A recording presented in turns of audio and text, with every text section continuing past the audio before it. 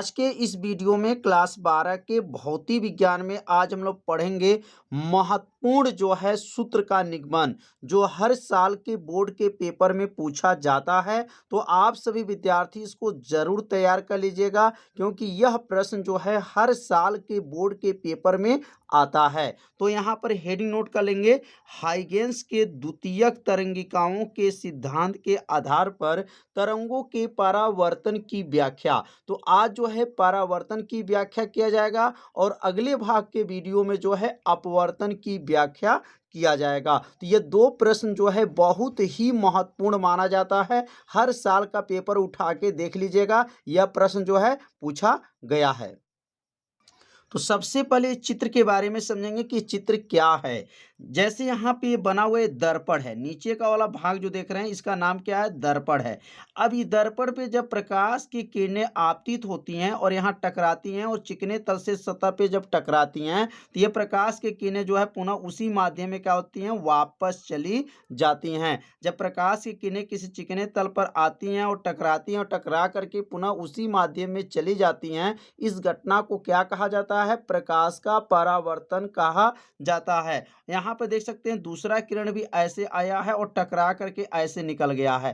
तो यहाँ पर जो है परावर्तन की व्याख्या करना है, मतलब यहाँ पर जो आई कोण है और यहाँ पर भी आई कोण, मतलब यह आपतन कोण आपस में क्या किए थे, बराबर किए थे। यहाँ पर परावर्तन कोण आपस में क्या है, बराबर है। मतलब आपतन कोण परावर्तन कोण आपस में बराबर होते हैं। इसको सिद्ध करके जो है आज के इस वीडियो में बताया जाएगा। और यह जो सिद्ध किसने किए थे, तो हाइगेंस नाम के वैज्ञानिक थे, जिन्होंने बताए थे कि आपतन कोण और परावर्तन कोण आपस में क्या होते हैं, बराबर होते हैं। इसके पहले जो है स्नेल नाम के वैज्ञानिक भी बताए थे कि आपतन कोण परावर्तन कोण आपस में बराबर होते हैं। तो यहाँ पर सबसे पहले जो है यहाँ नाम रख लेंगे, इसका नाम ए है और इसका नाम जो है ए डैश है और यहाँ पर बी डैश है और यहाँ पे नाम रख लेंगे बी है। अब यहाँ पे ध्यान देंगे, यहाँ दो त्रिभुज बन गया है।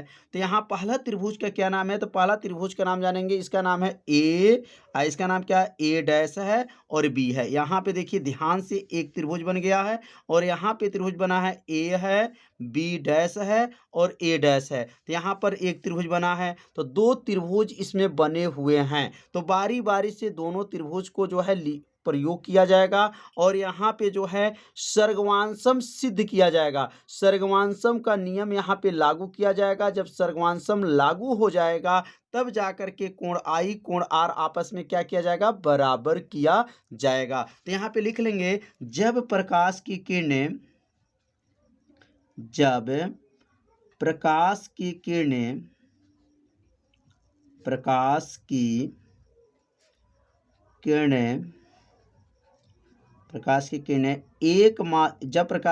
चिकने तल पर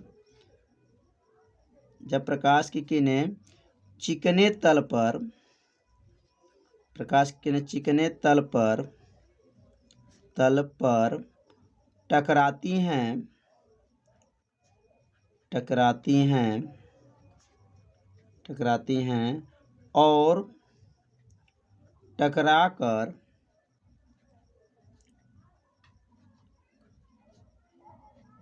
टकराकर पुनः उसी माध्यम में वापस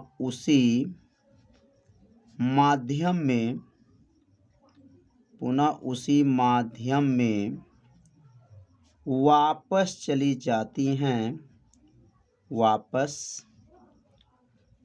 जाती हैं, इस घटना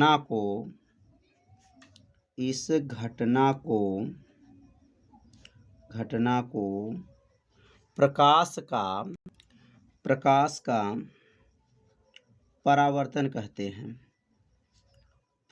का परावर्तन कहते हैं। तो इतना जो है पहले लिख लेंगे, प्रकाश के परावर्तन की घटना, और उसके बाद जो है इसको सिद्ध किया जाएगा। जब प्रकाश की किरणें चिकने तल पर टकराती हैं और टकराकर पुनः उसी माध्यम में क्या है, वापस चली जाती हैं, इस घटना को क्या कहा गया, प्रकाश का परावर्तन कहते हैं। अब यहाँ त्रिभुज जो है, यहाँ नाम ले लेंगे त्रिभुज का क्या क्या नाम है। तो यहाँ लिखेंगे, पहला जो त्रिभुज बना हुआ है, तो अब यहाँ पे त्रिभुज का नाम लिख लेंगे। त्रिभुज का नाम है ए बी ए डैश, क्या लिखेंगे यहाँ पर ए बी ए डैश, तथा अब यह त्रिभुज का नाम है A B dash A dash. इसमें दो त्रिभुज बने हैं, तो त्रिभुज का नाम यहाँ पहले नोट कर लेंगे ए, और यहाँ लिखेंगे बी डैश, और यहाँ पर ए डैश। अब ये दो त्रिभुज जो बना हुआ है, दोनों त्रिभुज को जो है क्या करेंगे, सर्गवांशम सिद्ध करेंगे।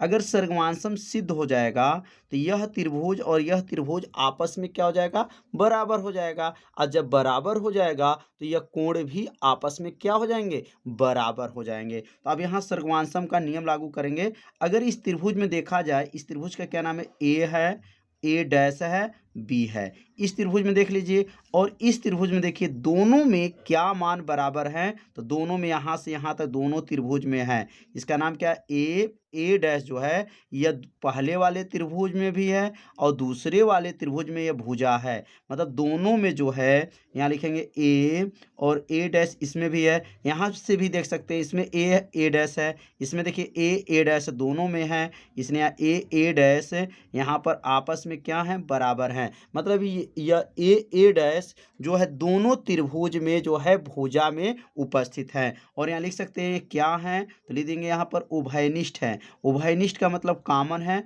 कॉमन का मतलब दोनों में यह जो भुजा है, और यह लिख देंगे यहाँ पर भुजा है, मतलब एक भुजा यहाँ पर क्या हो गया, बराबर हो गया। तो यह लाइन जो है आपसे विद्यार्थी अच्छे से समझ लिए होंगे कि कैसे इसको सिद्ध किया गया, कि मतलब यहाँ से यहाँ तक जो देख लीजिए दोनों त्रिभुज में यहाँ पर आधार है। तो लिखें ए डैश उभयनिष्ठ है, और ये क्या है, भुजा है।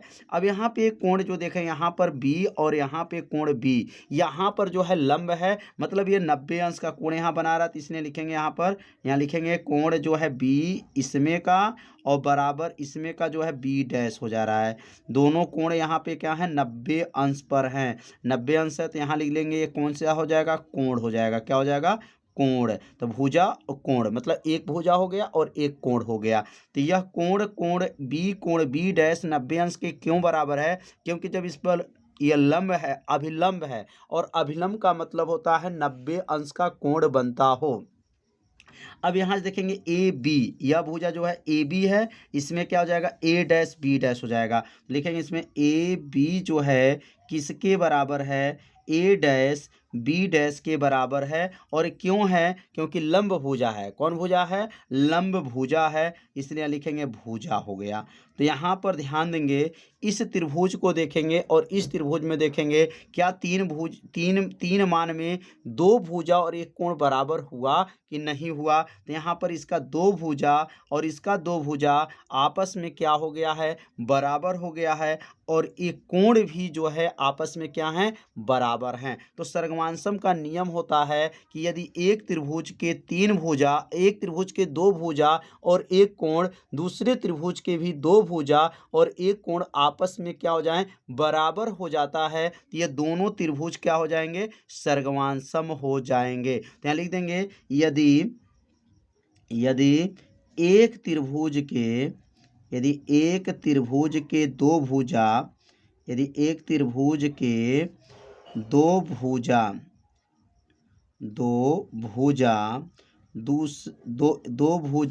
एक कोण, दो भुजा एक कोण दूसरे त्रिभुज के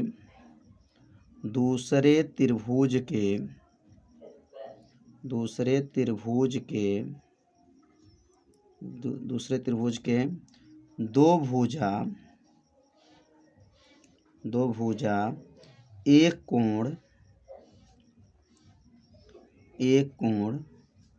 आपस में बराबर हैं। आपस में क्या हैं, बराबर हैं, तो दोनों त्रिभुज सर्गवांशम होंगे। सर्गवांशम का मतलब यह हो गया कि इसका सब कुछ क्या है, बराबर हो जाएगा। त्रिभुज क्या हो जाएंगे, सर्गवांशम होंगे। तो अब यहाँ पे जो नियम लागू हुआ, कौन सा नियम लागू हुआ कि देखेंगे दो भुजा एक कोण है और दूसरे त्रिभुज के भी दो भुजा और एक कोण जो है आपस में क्या है, बराबर हैं। तो यहाँ लिख सकते हैं, यहाँ कौन सा प्रमेय लागू कर सकते हैं, भुजा कोण भुजा प्रमेय यहाँ लागू होगा। आप लोग मैथ में पढ़े होंगे, भुजा कोण भुजा प्रमेय से त्रिभुज क्या हुआ है, सर्गवांशम हो गया। सर्गवांशम का मतलब यह हो गया कि जो दो त्रिभुज जो लिए थे वो त्रिभुज का नाम क्या था, त्रिभुज ए था, बी था और ए डैश, सर्गवांशम हो गया त्रिभुज A B dash A dash. मतलब ये दोनों त्रिभुज आपस में क्या हो गए, बराबर हो गए। जब आपस में बराबर हो जाएंगे तो इसके कोण भी आपस में क्या हो जाएंगे, बराबर हो जाएंगे। अर्थात कोण आई किसके बराबर होगा, कोण आर के बराबर होगा, क्योंकि यह त्रिभुज और यह त्रिभुज आपस में सब कुछ बराबर हो गया है। जब आपस में जब सब कुछ बराबर हो जाएगा तो यहाँ लिखेंगे कोण आई बराबर कोण आर हो गया। तो कोण आई बराबर कोण आर कब होगा, जब ये दोनों त्रिभुज क्या हो गए, सर्गवांशम हो गए, तो कोण भी आपस में क्या हो गए, बराबर हो गए। यहाँ लिख लेंगे अर्थात, अर्थात लिख लेंगे कि आपतन कोण, आपतन कोण को आई से दिखाते हैं तो आपतन कोण, आपतन कोण कामा दे करके लिखेंगे, परावर्तन कोण आपस में क्या होते हैं, बराबर होते हैं। आपतन कोण परावर्तन कोण आपस में बराबर होते हैं, आपस में बराबर होते हैं, बराबर होते हैं। कितना आसान है।